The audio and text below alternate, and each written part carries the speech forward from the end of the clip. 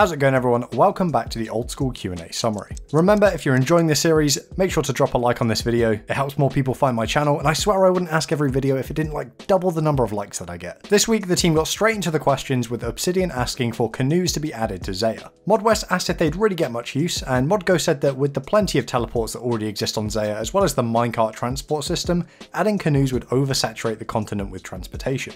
ModWest also mentioned that he's been working on some kind of rework for Zaya, and suggested that canoes probably wouldn't be necessary afterwards. He didn't get any more specific than that, and he didn't clarify if it was a rework of the entirety of Zaya or just a part of the map. A chat pleb asked if Fishing Trawler will ever get a rework, Modrock suggested a change to the drop rate of the Angler outfit, and the team offered to add another Fishing Trawler themed world to help people located in Europe. Agile asked if Raids 2 could try to revive some dead content. Mod Aiza said that he is sure there will be equipment utilised in the Theatre of Blood which doesn't see much use elsewhere. Moose asked for some minor tweaks to minigames, including the Falador Park and Lumbridge Castle maps to be added to Clan Wars. Modmaz said that that change isn't really a minor tweak, and Mod Aiza said that he would like to have some more dedicated time to address minigame changes, but that would, of course, depend on development priorities. Moose also asked for the Bucket of Water to have infinite uses in Castle Wars, and for Last Man Standing to have the player count requirement removed. Mod Archie was uneasy about changing the Castle Wars meta in any way, but he said he would like to remove the player requirement on LMS. Mod Aiza also floated the idea of a high stakes weekend with prayers disabled. Yak asked if spec tabbing could be addressed in PvP, suggesting a small delay before you can teleport after an attack. Mods Maz and Aiza thought this would be a pretty unpleasant change to gameplay, and Modrock felt that it would only solve part of the problem, and people who were specking and then just running into a safe area would still be able to run rampant. In the end, the team ran a straw poll and 54% of people said yes to the delay. A chat pleb asked if they were accepted into the Android beta, would they be able to play on any of their accounts? Mod Aiza said no, just the account that you signed up with. Another player from the chat asked when OSRS Mobile will be going into an open beta for Android. Modrock said that he's unaware of any specific time frame, and he wasn't comfortable throwing out any estimates. A player asked if the Celtic rune puzzle could be added if Clue Scrolls ended up getting any updates in the future. Modrock said that he would like to see more puzzles, but he would rather they were new puzzles than ones which have already existed in the past. The team threw out a few ideas for rewards, and they ended up straw polling a Twisted Bow ornament kit. The result was 60% yes. Fever asked for the status of the Rev Rewards devblog. Mod Aiza said that it is ready, but he is not currently able to collate the feedback. Also, there isn't enough developer resource available to develop it until after the Theatre of Blood. UIM asked if the magic trees in the Myths Guild could be replaced with teak or mahogany trees, as there are a few spots where teak or mahogany trees are close to a bank. Modrock pointed out that teak and mahogany trees on Fossil Island are reasonably close to a bank. Tommy Dew asked what the team would like to do in order to incentivize PvP activity. Mod Aiza mentioned a bounty hunter rework, and also teased an update that he can't give any specifics on, but he insisted it is cool.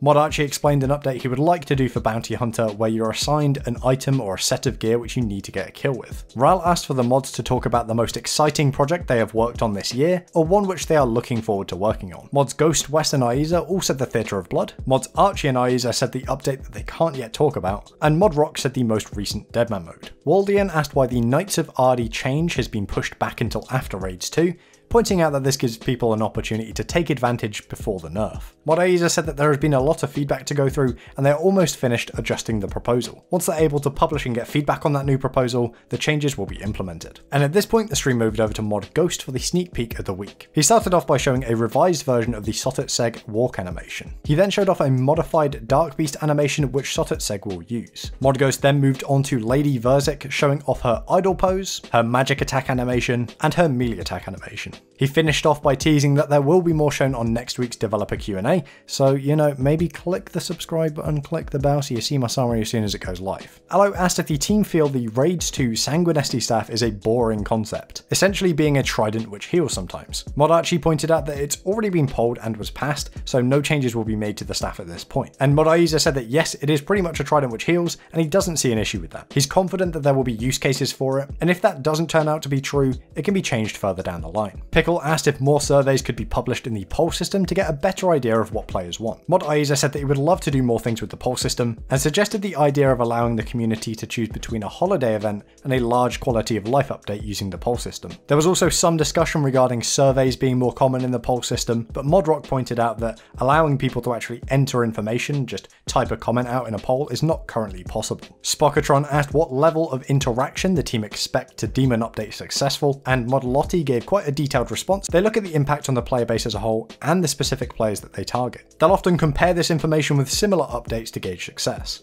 For example, to look at the success of Dragon Slayer 2, they would start by taking a look at the impact of Monkey Madness 2, and information like how many eligible accounts completed it on release. As there was also a high-level boss release with Dragon Slayer 2, they might then look at the questing habits of PVMers. The team mentioned that for holiday events, they usually see 90 to 95% completion among the people who start the event. Lord asked if moss giants found within the wilderness could have double the drop rate on mossy keys. Modmaz and Modrock didn't see an issue with this. Uvizado asked if Crystalia could get missing monsters added to her task list, such as hill giants and lesser demons. The mods agreed that if they're in the wilderness, they should be added to the Wilderness Slayer list. A player asked for a warning when hopping worlds inside of a raid, and Modmaz said that this is doable. Another player asked if the world hopping limit could be displayed somewhere to make it easier to avoid getting logged out. Modrock said that that feature is on the engine side, and it's part of both Old School and RS3. He wasn't sure if this would be possible, and he was reasonably certain it would require engine work. Tyler asked if the agility skill cape could unlock access to all shortcuts with non-agility and non-quest requirements,